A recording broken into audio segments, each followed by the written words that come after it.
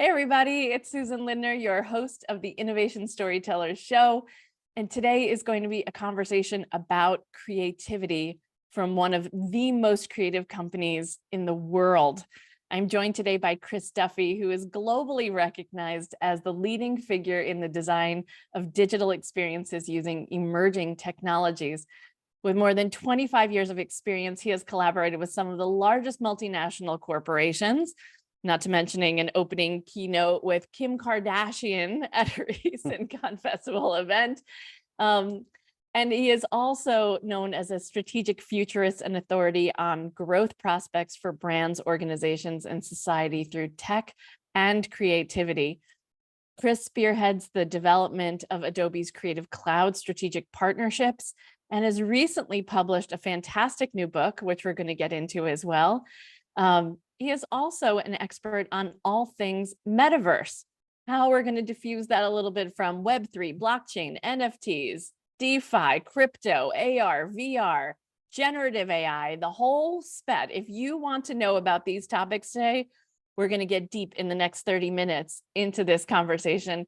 So, Chris, thank you so much for joining me. And I want to start this conversation getting to the heart of creativity, data, and storytelling, which is why we're really all here. So tell us a little bit about how you got into this intersection of creativity and innovation at Adobe. Great. Well, great to be here. Thanks for having me. Thank you for the kind introduction. And, I think a shout out to you as well. I think, we were just talking off screen. You're doing some amazing work. So thanks for helping advance the infusion of creativity in a very somewhat analytical world at times. So looking forward to speaking with you. I grew up in Milwaukee, Wisconsin. I had a multicultural home where my father was Irish, my mother was Mexican. So I think from looking back from a very early age, I was always fascinated with these unexpected contrasts coming together and the power when you connect the dots in unexpected ways. Throughout university and then my early career, I really gravitated towards that. I went to a traditional four-year college, liberal arts, but at nighttime I would go to art school. So I would always say, during the day I wore a polo shirt, at night I would put on the black t-shirt. So almost a very early introduction into right brain, left brain thinking, which has been medically debunked, but it's a nice metaphor for kind of these convergence of two ways of thinking. Yeah, but both of them get you excited, right? About Yeah. whatever's happening in the humanities and whatever's happening in the world of creativity. So that's great. So you get to Adobe, right? You're working in the field, you're working in advertising, right? And you are bringing together these worlds of creativity and technology. That's been kind of like the hum, right? That underlying mantra going on in your life. And how do you get to Adobe? So my early career, and in many ways was in parallel to I think, evolution of the creative business. I first started out in marketing, advertising. That evolved soon, short after, into experience design, kind of that customer journey. Sure. And then more recently, product design. And so I think each of those are fascinating sectors of the industry, but even more so when you stitch them together for greater business outcomes and growth. So I spent the last 15 years or so on the digital health side, and I believe you have a great healthcare background as well, so you know very well the complexities of that space in terms of just the science behind the products in many ways, but also the regulation. Something that isn't celebrated enough, I think, is the data that is really untapped in that space. And we're seeing a lot of advancements in the healthcare, unlocking the creativity of data in the healthcare space going forward. So, I think COVID was a huge push for so many, right? That suddenly our watches that we were using just to do our workouts were in some cases saving our lives, right? We got oxygen monitors and all different kinds of benefits as a result of what we were just wearing to work out. it was changing Completely everything. agree. It's in many ways right at our fingertips, and we just haven't unlocked it. So Mhm. that was my focus, and did some early use cases with Apple Watch, Google Glass, IBM Watson, and so that led me to at Adobe for the last 6 years or so, and head up our strategic development for emerging technologies. And it's have to say it's a quite exciting future that we're cautiously optimistic about. We have to be thoughtful on how we deploy some of these, as an industry deploys some of these new emerging techs, such as AI generation. But overall, we're quite excited about the future, specifically what we really lean into, the creator economy. So I'm fascinated by Adobe's use of AI when it comes to image search, right? Everyone's become really enamored with ChatGPT over the last couple of months. I know I put out a newsletter where I had ChatGPT write a poem to Innovation Storytelling, and made it rhyme. I don't think it's going to become a new hip hop trend. I don't think my poem is going to turn into some kind of hip hop masterpiece anytime soon, unfortunately. But tell us a little bit about this. I mean, in your book, Decoding the Metaverse, How to Expand Your Business Using Web3, you're diving into some of these topics. But in Adobe itself, you're already experimenting with AI and image, right? So many of us come from this idea of like, how do I find great images, right? Now we're already putting this to use. Can you tell us a little more about that? It's been fascinating to see how quickly things have advanced in some ways, but in many ways, this technology has been around for many years. Adobe's now 25 years old, and Wow. so we've been leveraging AI since the early days. There were some technology breakthroughs about 4 or 5 years ago called CANs and GANs, generative adversarial networks, and essentially that allowed for AI models to generate, whether it be images, as we were just talking about, text, video, and 3D. So we think about AI generation from an experience design standpoint in those four horizons: Mhm. text, image, video, and 3D. The irony or paradox is the first one out of the gate is the text from an industry standpoint, and that's the most complex in many ways because of Mm. all of the semantics of the English language. We're delving deep into the image generation. We like to think that we have a unique perspective on it. We come obviously from a creative standpoint, but we also have Adobe stock. So we have hundreds of millions of images that we can pull from, train the system on, and then create some derivative AI generation out of. But we're equally excited that we're being very thoughtful in terms of provenance that is so important. Being a creative company, a platform that celebrates the creators, we want to be very thoughtful on how can we give rights where the right is due from the originator of the content. So we're being very diligent in thinking out the use cases and implications of technology like that. So let's talk about, when you look about at your own emerging products, let's call it portfolio.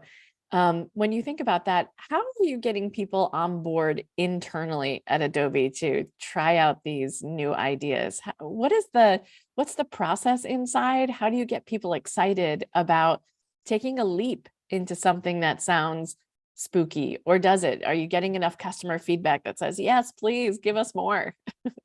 Yeah, we approach it from many different ways. A few that have really resonated in terms of effectiveness is we like to think of ourselves as customer zero. Mm. So we use our products to make our products.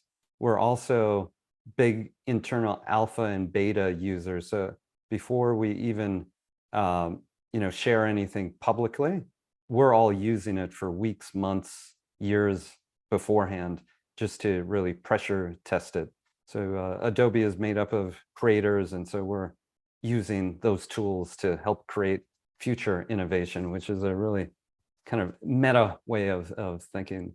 So you're the alpha, Yeah. right? Yes, yeah. That's you're pre-alpha effectively. Yes. And then the kind of the alpha or the beta is then we try to get early industry feedback. And so we do a lot of piloting, launch and iterating to really help guide the course for future product innovations and feature sets.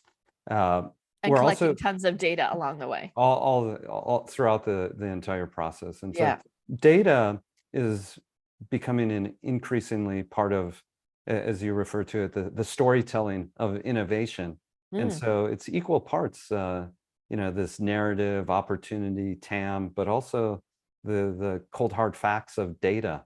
And I think that the challenge for, organizations is how do you find that balance, that magical mix between all of those ingredients for a successful innovation cycle. Yeah, I mean, that is the alchemy. So do you run up against some challenges around getting big ideas through at the board level or at the developer level or at the C-suite? I wouldn't say challenges, I would say forces. There's a number of different dichotomies happening in terms of just the sheer speed of the marketplace is becoming an increasingly big focus on how do you create an innovation cycle of agility that can adapt to marketplace dynamics faster and faster. And so we've developed a number of systems, organizationally, ingestion of the data. For example, Adobe.com, now one of the most trafficked websites in the world. We run around 200 experiments per week to ingest data. So again, back to that, we're customer zero. We're always using our tools to refine insights. Another one is, I think because of the, in many ways, Adobe is a metaphor for the industry. We've got multiple disciplines, experts from, data science, designers, marketers, sales. And I think having a united vision on the purpose of our products really helps speed things through. So those are two of the forces I think that we're constantly contemplating and thinking about. Yeah. Well, let's shift gears a little bit and talk about your book, because Decoding the Metaverse is the name of the book, and we'll include the links in the show notes. Expand your business using Web3. You are taking us in this book chapter by chapter on how to begin thinking about the metaverse in a different way. So whether it's looking at the future of digital spaces or beginning to ask us to think about customer engagement and immersive experiences in perhaps a way that we haven't before. What do you think big businesses are missing out on not understanding the opportunities of the metaverse? Yeah, much like you, Susan, I always say I'm in a privileged position where I get to speak with fascinating folks across the industry day in and day out, and get to see patterns starting to emerge before most, I think, can. And about 4 years ago, this term metaverse started popping up in conversation. So I almost felt it was a professional and personal obligation to delve a little deeper into it. And the deeper I got into it, the more I realized there was a lot of conflation of what is not the metaverse. And it's still forming before our eyes, but even more so, the conflation between the metaverse and Web3. So I think the hope for this book is really to provide a framework to decouple a lot of these themes. So I think that's currently the biggest challenge, is there's just a lot of misunderstanding around this very nebulous term that we hadn't used, previously in cultural discourse. Can you do that for us? Sure. Chris, can you help for my audience just break down the difference for us as business folk? Where does this metaverse versus Web3 break down? Yeah, definitely. And I took and I referenced a lot of historical technologies. How did they define it? How did it went to market?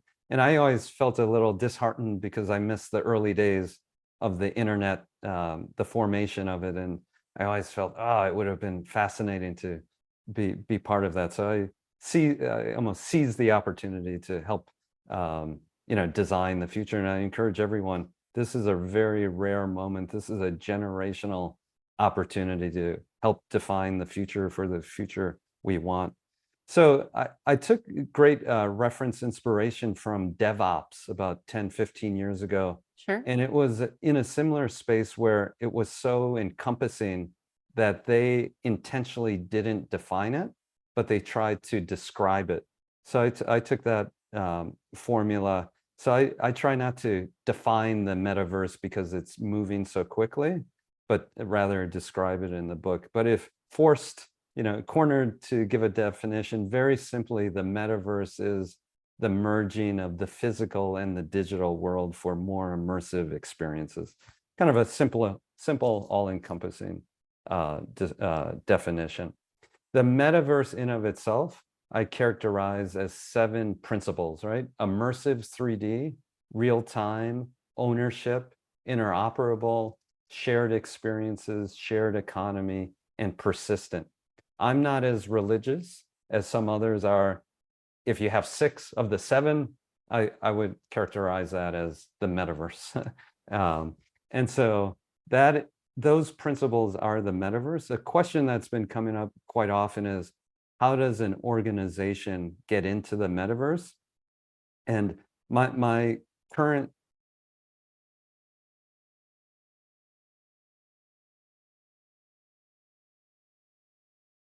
some of those into current projects or business models as a very easy way to tip the toe into the water.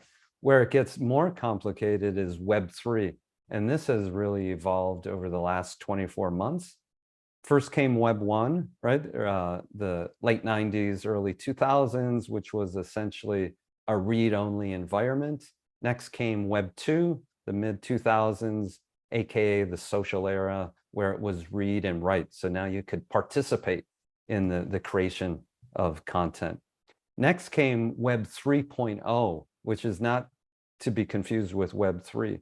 Web 3.0 is this semantic web, this shareability of the content. Web 3, and when people talk about Web 3.0 or Web 3 currently, they're referring to the Web 3 nomenclature. And Web 3 essentially is all about ownership or co-ownership. And similarly, break that down into 7 characteristics. It's about decentralization, blockchain, decentralized finance, smart contracts, DAOs, and NFTs. The irony of Web3 is it's so technically complex. The core promise of Web3 is that it's supposed to be very inclusive, but because of the complexity of it, it's become very exclusive. And so the hope of this book is to make it a little more inclusive that people can understand. So I break down those aspects of Web3 and Metaverse to really unleash this new era of creativity, innovation for businesses going forward. Yeah. And I think what's fascinating to me about Web3 in terms of, thinking about my listeners and our audience of innovators is thinking about how do we get more people involved with helping us to create the best new products, ideas, and services that we hadn't before by incorporating more voices into the conversation. And Web3 provides an opportunity to do that while still helping those co-creators maintain a piece of ownership. And I think it's probably going to be one of the hardest parts for the walled corporation to think about how to allow other people in to help lift all of us up together. I'm really excited to see how that's going to pan out. How do you see that working? Yeah, I completely agree. It's a very important point.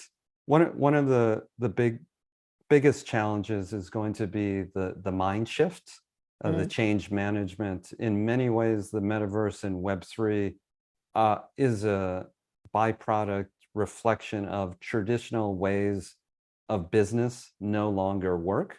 And so we're going to have to flip the script in every way from the foundation up. From my marketing background days, we always used to talk about, the industry would talk about, how can we monetize people's time or attention? As an example of how it's changing, it's now, how can we reward their time and attention? And so it's these mental shifts for go-to-market opportunities that's, I think, going to be the greatest challenge, let alone just understanding the technical capabilities going forward. Well, and I think, the process of storytelling this internally is going to be very, very exciting, at least for me, to watch. I'm curious, how do you bring these ideas to the boardroom when you're talking about Web3 and the metaverse at Adobe? How does the conversation, what does it sound like? It really is going to be fascinating to see the evolution of storytelling as well. When I first started out in the industry, creativity was very much equated to creative ways of storytelling, which was reflective of the mediums of the time, right? TV primarily. And so now, what does creativity look like in a more immersive way, where it's multi-dimensional, it's 3D, it's persistent, it's real time, it's at scale, it's multiplayer. And so how do you create these stories that are more immersive? It's going to be, I think, unleashing this new era of the convergence of creativity and data going forward, both externally and internally. This is no longer about building PowerPoint slides to tell a narrative. It's going to be about, how can you really resonate, build rapport through creativity, but also data to resonate with the audience. And I think this idea of data, for so many, if we're technical leaders, data feels very comfortable for us to tell a story. If we're creative people, sometimes data feels a little off-putting as a hindrance to the creativity that we want to communicate. But on some level, the machines are going to start crunching the data for us, right? And then, at least this is my dream, that I just get to tell the stories, right? I can feed in the data, and then I can get some really good feedback about what it's actually showing me. And then I can paint a beautiful picture with that data. Do you find it challenging sometimes? It sounds like it's the culture at Adobe that we are data-driven first, and we live by that to drive better user experience, to drive better creative outcomes. Am I getting that right? I would say equal parts. Equal parts. One doesn't lead the other. You bring up an interesting point. There's a phrase going around. AI is not going to take away jobs. It's going to be people who know how to use AI that's going to take away jobs. I would push it one step further, or refine it a little bit more, that AI is going to change the way we work. And so to your point, I think that, like, the creativity is going to be coming from, what are the prompts that you enter for the extraction of the output, or what is the orchestration of the tapestry of the technologies that are using for the output. So really, truly exciting times going forward, both for internal business, innovation, but also the outward product or service coming out of this. So what's the next great innovation story we're going to be hearing from Adobe that we should watch this space for? Thank you. We're leaning heavily into what we call the 4 horizons of Gen Tech. The first one being generative text, the second one being generative images, the third one being generative video, and then the fourth one being generative 3D. With 3D goes hand in hand with personalized experiences at scale in the metaverse, which is going to be, I think, a mind-bending experience in a very short time. I think the industry is just waiting for that iPhone moment, the tipping point for a piece of hardware for the broad adoption as an on-ramp into the metaverse. So once we get that hardware, which is infinitely complex, and we're nearing it as an industry from some of the conversations I'm having, I think that's going to be the tipping point going forward. Yeah, I'm just dying to step into Avatar. Like, I just want to, hang out, and I want to go to that amazing tree, and I want to plug my tail into it and, see what the earth has to tell me about my life. But I feel like you're right. It's the complexity of that. And hopefully it won't be this headgear, right? Yeah. That winds up making us feel like we're, on a blind mission into the future that makes us feel very insecure and uncomfortable. But that we'll get Just there. to extend that thought, Yeah. sometimes there's this misunderstanding that the more immersive experience will be solely virtual, but the Mm. reality, no pun intended, will be it's a new reality where it's the fusion of the virtual and the physical world. So it's not meant to be an escape from Right. reality. It's an augmentation, amplification of physical and virtual reality together. So Yeah, I mean, I don't know if you saw the new commercial from Meta, what was Facebook, right? Where it's firefighters who are now seemingly able to determine where is the hottest spot in the house or where someone is trapped in the home, right? So that their fireman's shield, as they're walking into a burning building, will actually direct them to the most acute areas that need help, or that a surgeon could identify that little seen tumor as he's picking out the larger one that we weren't able to see before because of this augmented reality that we're able to dive into. So yeah, yes. So you don't just have to become part of the Navi. I suppose you could you could actually become a better firefighter, a better surgeon or such as a result of your work. Just to underscore that, I'm a firm believer the B2B space is having a moment where it's ushering in innovation faster than the consumer space. And so the metaverse is a great use case for B2B because in many cases, to your examples, they're probably already wearing some hardware, some safety glasses, a helmet. And so if you can infuse technology into that already habit, I think that's where we'll get some quick adoption. And we're seeing that already in the construction space, the healthcare space as well. What a shift, right? From the original glass holes, right? Yes. As they were originally called, right? In Silicon Valley, into actually putting that technology to use. Well, Chris Duffey, this has just been a fascinating conversation. Before I let you go, though, I always ask my guests 3 questions on the hot seat. So question number 1, what is the greatest innovation of all time? In your estimation? The smartphone. The smartphone. Yeah. Okay. And question number 2, if you could join any innovation team, we're dispelling the myth that anybody gets this done alone, any innovation team in the course of human history, which team would you have joined? The metaverse. I think the metaverse is going to be one of the most profound innovations of our lifetime. So we're seeing it before our very eyes. And what is something that absolutely drives you nuts, or you simply just existed in the world that if you could invent, you would? Traffic. You would eliminate traffic. Yeah, we've got the data, right? We're getting pretty good at it. Let's spoken like a true Californian. Yeah. now transplanted, right, from Wisconsin.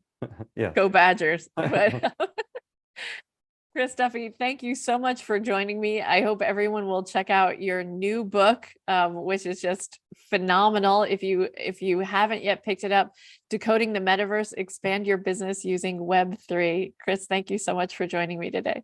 Thank you, Susan.